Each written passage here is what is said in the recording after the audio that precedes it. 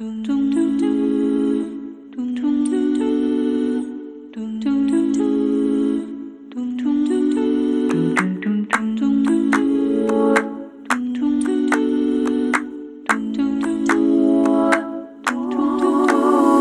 do not want a great introduction to improvisation because you may have absolutely nothing to offer.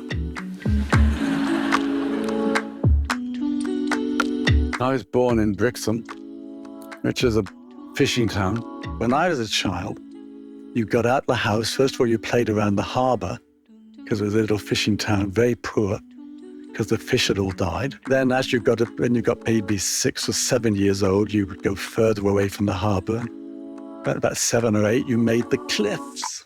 I decided when I was just before my 9th birthday not to believe anything the grown-ups said. And the next day I decided to always see if the opposite could be true. I think it changed my life. I've been doing it ever since.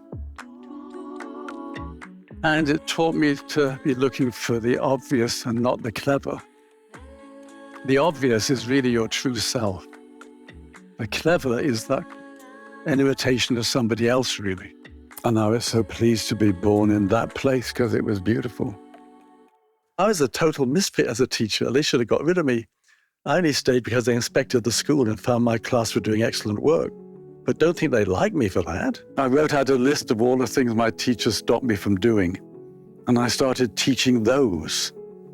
And as my teachers hated spontaneity, it was like a very good syllabus. I remember making faces was at the top. Making faces turned out to be a really important, very useful game. In my opinion, many professors don't really want you to learn. They want to look like good professors. They teach you not to like failure. I'm sure they did, but you can't learn anything without failing. So they had to teach you a different attitude towards failure. They teach you to hate it. No, you're failing. It means we can now teach you because you failed. You can't learn anything without failing. Therefore, we have to change your attitude to failure. Any idea will do if it inspires the person, but most people cling to ideas because they've been through this stupid training of searching for the best idea. In fact, you learned at school to tempt yourself up and I'll do better. Give me another chance. You just fill yourself with tension and that causes fear. And in my opinion, doing your best is the same as stage fright. There's this terrible culture in which everyone's taught to do their best. Went to see a mime class, and the teacher was cross. He said, no. You look as if you're walking in deep sand. I thought, why don't you say, hey, fantastic. You discovered the mime for walking in deep sand. It would be just the same, and it wouldn't be so negative. I was so naive, I thought actors weren't afraid of the audience. All actors are afraid. I didn't understand that. That's why they don't look like people. I don't want to see all these frightened people on the stage. Normal acting does not deal with fear. You're supposed to hide it. It's like that Swedish guy who said that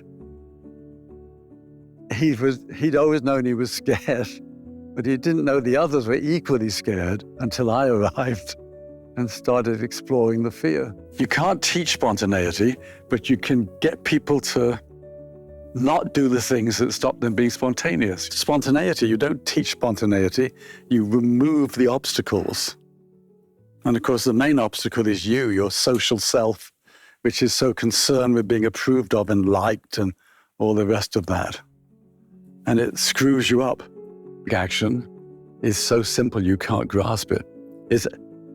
One person is changed by another. That's it. Wonderful actors make wonderful changes, profound changes. And the great playwrights make profound and wonderful changes. But it's so simple. How could one not see that?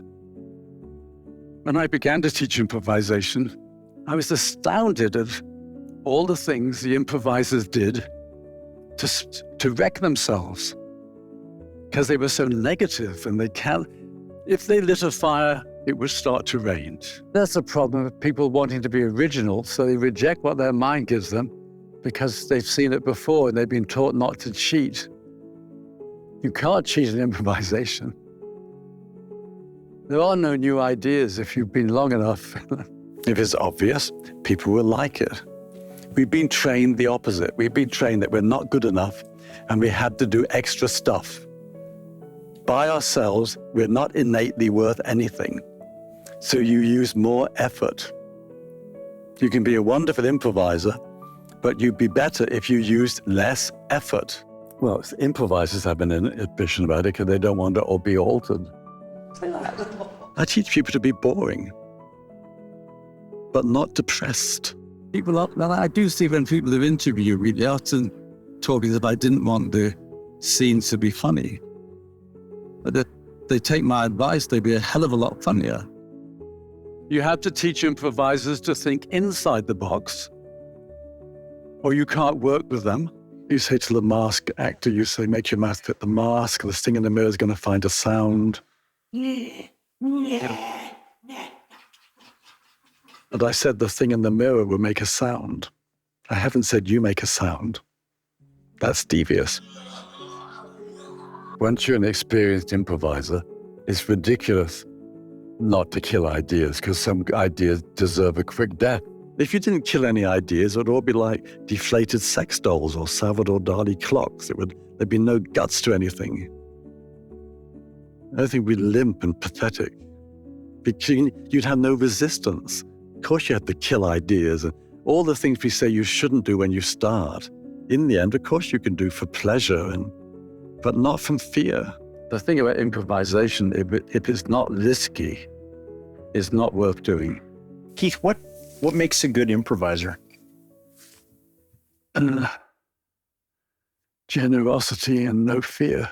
The audience connects things, but the improvisers disconnect because they've been taught to be original. But the real knowledge is in the audience. They know when to laugh. They know when to pay attention.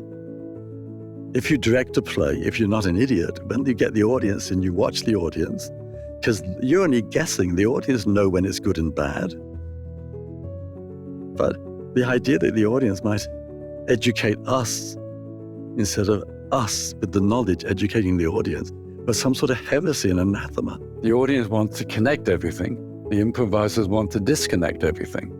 So now you teach it and people think, oh, there, of course. It took years to find that.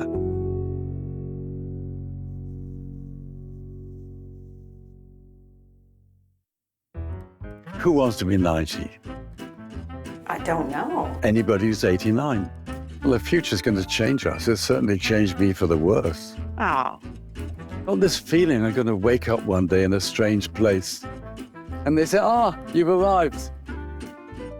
Mr. Johnstone, we've arrived. Quick, you're just in time for this theatre sports festival. We're going to be a break in 10,000 years. And then I'll know I've gone to hell. Laughter should not be the measure of all things. Did you relate to somebody? Did you inspire the people on the stage with you? Did you go on a journey into somewhere that we haven't been before? Do you have advice for the next generation of improvisers? Oh my God. Please try and be truthful and good-natured for God's sake. And stop being so damn competitive. Be average, please. Because I want your best work and I can't get your best work and you try and do your best. Try and do anything wonderfully well. Go out and watch the sunset and write a great poem about it. No, go and write an average poem about it and you have some hope of getting something good. There's no hope in doing your best. It's a disaster.